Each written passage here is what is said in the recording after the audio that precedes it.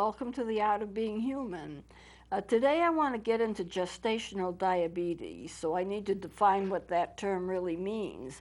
Gestational diabetes is when a mother who is pregnant develops diabetes during her pregnancy. And it usually goes away when the baby is born, but during a certain number of weeks, usually starting at about 20 to 25 weeks into the pregnancy, the woman will develop diabetes, and it's called gestational because it's only around as long as she's pregnant. And as soon as she's not pregnant anymore and she gives birth, it goes away and she's not diabetic anymore. But it does prove complicated. It's complicated for the baby, and there is a chance, even though she's not diabetic anymore, the baby has come out and she's all right and she's not showing any excess blood sugar. But the problem is, in future years, she has a good chance, a fairly good chance, of becoming diabetic.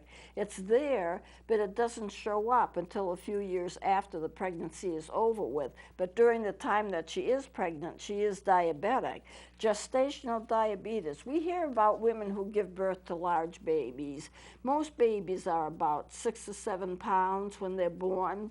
And what happens is that a woman may give birth to a very large baby, many more pounds than normal, 10 pounds, 12 pounds, I mean, just unusually large for a newborn.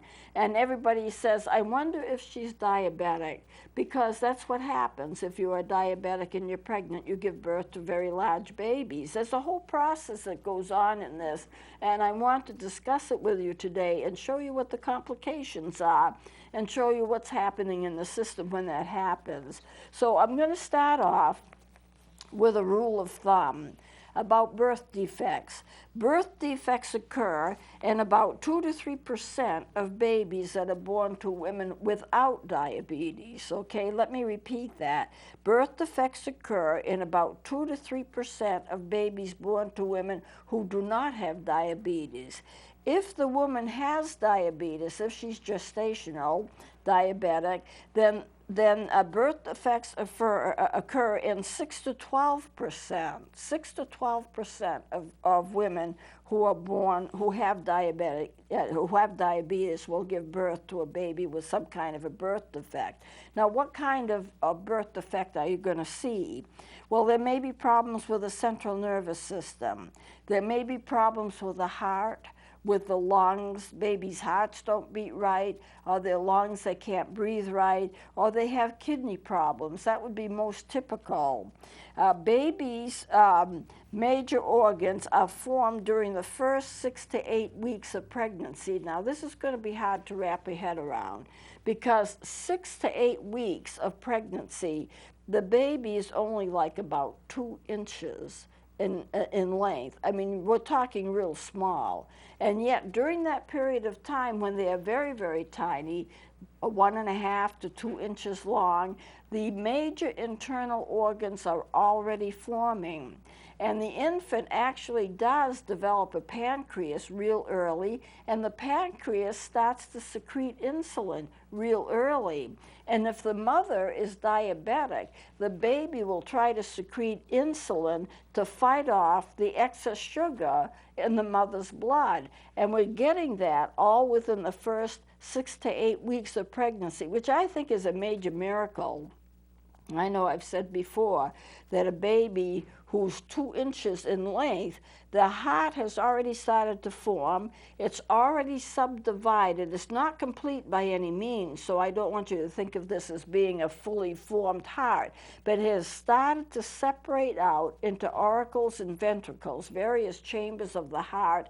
They have already started, and it's already spasming a little, and that spasming will eventually become a heartbeat. And as the baby progresses, and it's not too much longer, that the heart will actually beat at about 150 beats a minute, which is quite fast. It would be double what the adult heart would beat, but that's the way they develop, and that's the way they are. So in 6 to 8 weeks, you have major organs forming within the infant, and it's just really, I mean, it's really an embryo. It's not really even a fetus yet. It's that tiny, and so the major organs are beginning to form. women who have good control of their blood sugar starting before conception can lower the risk of having a baby with a birth defect, and they can lower it down so that the percentage of having a baby with a birth defect is down to like 1%. So if you are a diabetic and you are planning to conceive and you're planning to have a baby, you need to strive for really good blood sugar control before the time that you become pregnant. Not after you start being pregnant, and then work on it. Work on it to get your blood sugar in control before you become pregnant, and that is much, much healthier for the baby. Now, in the past, people who were diabetic would have a lot of miscarriages, a lot of stillbirths, and a lot of birth defects. But that's before they were able to control the diabetes. Years ago, they didn't have a way to control diabetes. They called it the wasting disease. They talked about how the person was urinating too much. It was called the wasting away. You know, some countries even called it a siphoning disease. And what they meant by that is that the urine was being siphoned out of the body. Well, the baby can't develop normally, and there were a lot of miscarriages, and there were a lot of deaths, early deaths from babies that were born with defects. But now women with diabetes, both type 1 and type 2, can have healthy pregnancies. But it may take a lot more work to have a healthy pregnancy if you're diabetic, but it can be done, and your baby can be born normally. You may need to see a lot more specialists in order to make sure that your blood sugar is normal and that you're not developing complications, because diabetes is a real stress on the body. And the body has to compensate for everything, every stress that you put on it. This is the reason why if you're sick or if you have the flu or something's wrong with you, you've been injured, you've been in an accident, whatever it is, your blood sugar will go sky high because it's such a stress. And because the pancreas does not act normally, what happens is that the liver takes over and the liver starts producing sugar, and it gets into the bloodstream. But the problem with the liver doing is that the liver does not know how to shut it off. So it keeps pumping and pumping and pumping and pumping, and the blood sugar is very high. So anytime you are under stress, and remember, pregnancy is a stress for the system, there's a lot going on. There's a lot going on hormonally. There's a lot going on as the baby develops its organs, and you're getting larger and larger, and you don't feel as well as you go through it. You might have morning sickness, maybe not, but a lot of women do. And so you have this stress on your body, and the liver is trying to compensate for that. It's trying to take care of it by producing sugar, glucose, and it gets into the system, and the glucose gets higher and higher and higher, and so you have these abnormally high blood sugars in your system. And if you had a pancreas to shut it down, you wouldn't have a problem with it. But diabetics don't have a healthy pancreas. The pancreas can't work right, so the liver continues to push the sugar in. So diabetes is a stress on the baby, and it's a stress on the mother due to the pregnancy. So you may face special challenges, and you need to have good blood sugar control. So who do you see? What kind of a doctor do you see? If you're pregnant, you need to have extra medical care. If you are diabetic, you would need to have a diabetic doctor, but most people who are diabetic do, not everybody. You need to see an obstetrician that specializes in problems in pregnant women when they are diabetic. In other words, a specialty. Some doctors will have a specialty of handling problems that a mother may have during a pregnancy if she's diabetic. And this is what you need. You would need a registered dietitian. You would need a diabetic educator. All of these people can be a tremendous help to you, answer your questions, show you how to take care of yourself, and make sure that your blood sugar can stay relatively normal under the stress of pregnancy, because pregnancy is a stress to the system. Now, if you have gestational diabetes, the risk of your child developing diabetes, it may never happen. It's kind of low. Just because you have gestational diabetes and you're diabetic from, say, about the 20th week on through the rest of your pregnancy, that does not mean that your child is going to be diabetic. If there's going to be any leanings toward diabetes in the child, it'll be type 2, not type 1. But a lot of babies are born, they may be larger, they may be heavier, but that does not mean that they're going to have diabetes as a result of that. There's always a chance of it, of course, because babies do get born with diabetes, but most babies, even if the mother is diabetic, will not have diabetes when they're born.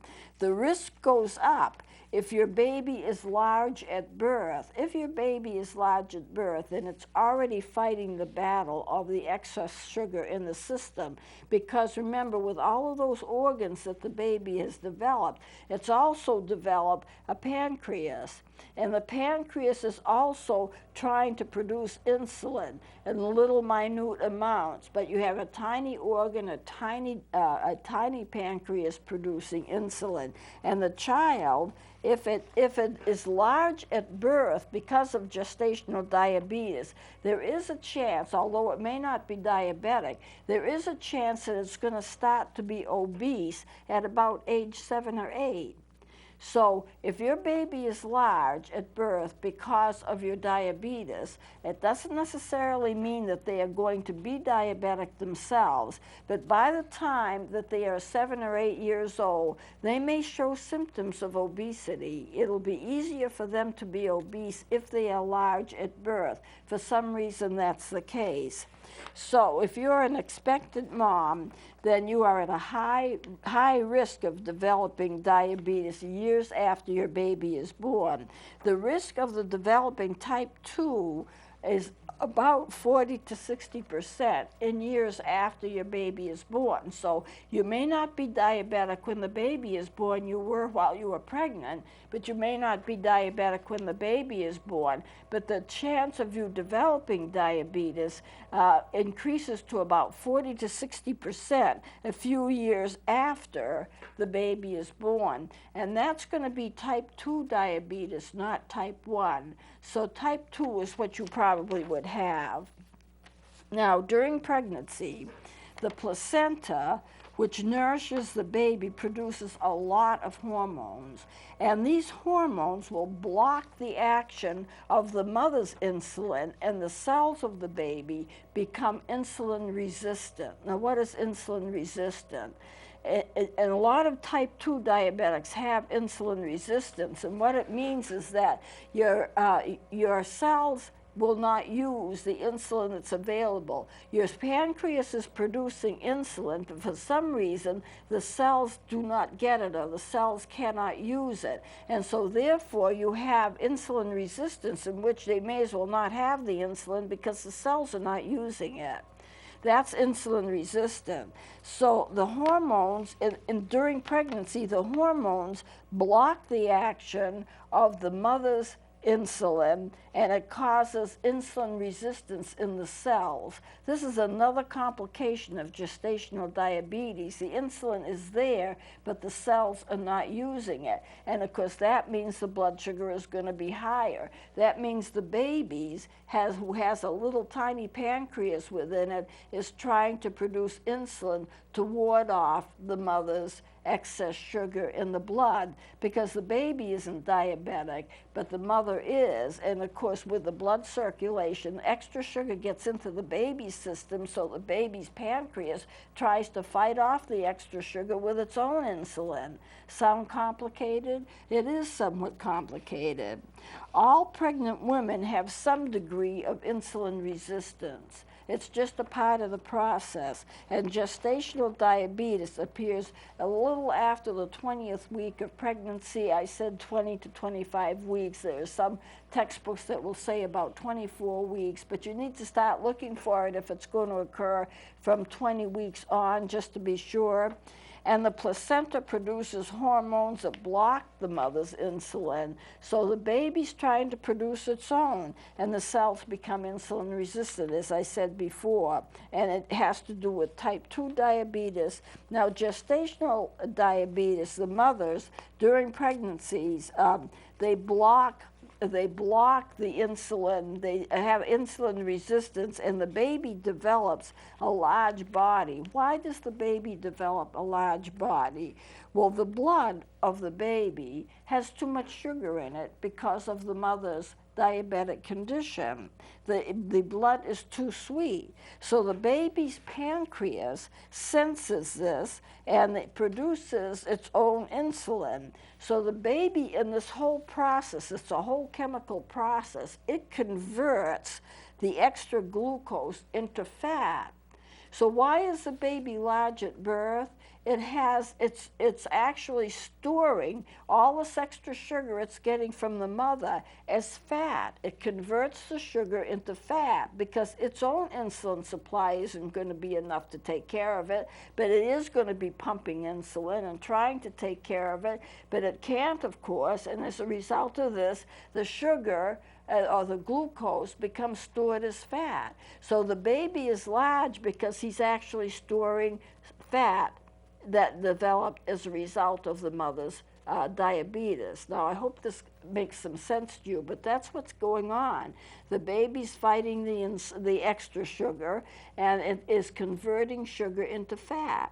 And then the baby's body is kind of a storehouse for the fat that it produced as it was trying to fight off the sugar of the mother. So you can see this does get to be complicated, but that's the reason for the baby having a large body. It comes as a fat thing. Now, it is a problem once the baby is born. The mother's no longer diabetic, but the baby's got all this insulin in it, because it's fighting off the sugar of the mother. Now the mother's it's not a part of the mother, it's not receiving it anymore, so there is a chance that the baby's going to become hypoglycemic. And hypoglycemia can be very dangerous. If you get too low, you can go into coma. Just like if you're diabetic, if you get too high, you can go into coma. It can go either way, and you can end up in coma either way. But the baby has this insulin in his system to fight off the sugar that the mother's producing, only it's not getting sugar that the mother is producing because it's born. And so there's not a connection there. So it has excess insulin in the system, and what does it do? Burns off sugar too fast, and the baby can become hypoglycemic. So that is something that the doctors in the delivery room have to really watch for, that the baby does not become hypoglycemic, because if it does, it's got to give it sugar to balance it off, so the baby won't go into crisis. So if that seems if this seems complicated, it is. I did do a couple of sketches here that I want you to see. Whoops, let me put this up. This is the unborn baby, supposedly, if we can take a look at this sketch here. This is the unborn baby in utero. Here's the baby right here. There is a sac around it. All babies have a sac around it. And then around here is the placenta.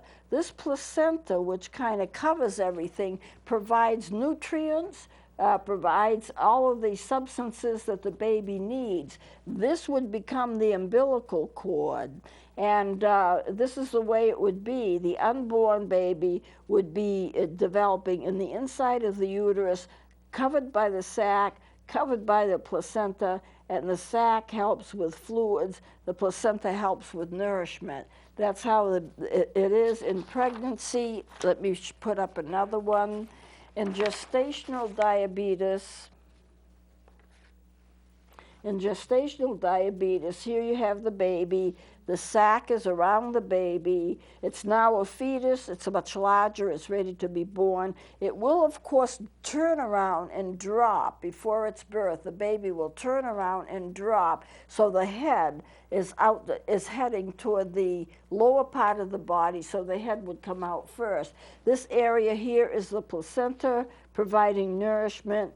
The mother's blood gives extra glucose to the fetus. The fetus makes insulin to handle the extra glucose, and the glucose is stored as fat, and that really is why the baby is heavy set when it's born. Eventually that gets righted around. Now I just wanted to show you this that I drew out here. I said before that most of the baby's organs are being formed within the first 6 to 8 weeks of pregnancy, and I said that the baby is only about 1.5 to 2 inches wide. So let's just take a look at this. I measured this out. It may not exactly be right when you see it on television, so if we look at this, here's a 1.5 inch, and I did measure this, 1.5 inch baby as a little embryo. The umbilical cord, the placenta, it has a sac around it. As you can see, the organs are not well defined, but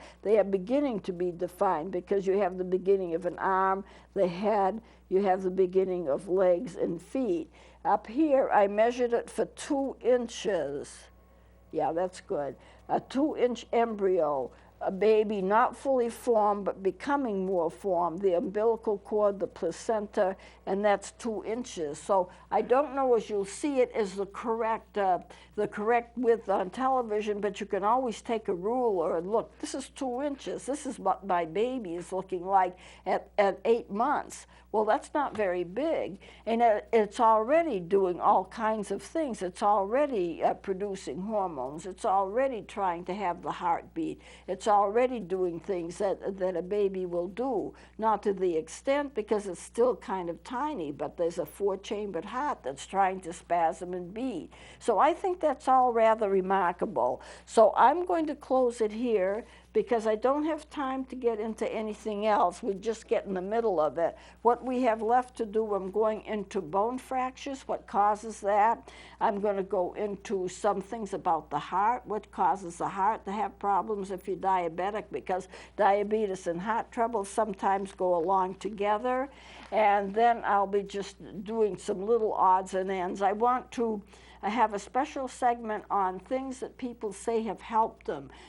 Different types of teas, different types of food products, what helps them as they go through diabetes. And some things may be helpful, some not. I'm not urging you to try these things, but some people find that they're very helpful. I want to do that. Then I want to do a special segment on what the future holds, what kinds of new developments are taking place to help people with their diabetes. And then we'll be finished with this major segment, which by that time will have taken us 5 months to do, and we'll go on to something else from there. So I'll close it here, and we're continuing with the rest of our diabetic journey next time. Please join me then.